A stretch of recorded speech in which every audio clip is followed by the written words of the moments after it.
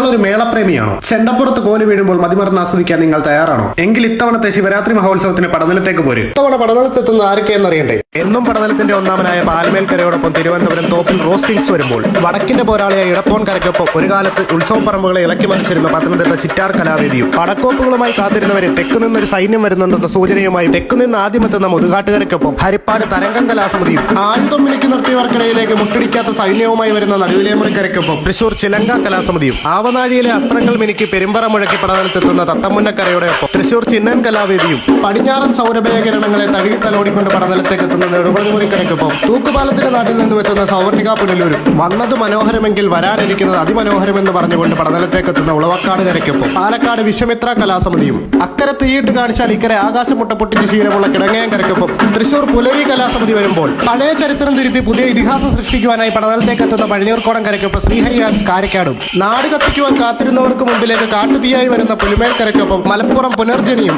തങ്ങളുടെ സിംഹാസനത്തിന് ഒരിളക്കവും തട്ടിയിട്ടില്ലെന്ന് ഓർമ്മപ്പെടുത്തലുമായി എത്തുന്ന ഇടക്കുന്നം കരയ്ക്കൊപ്പം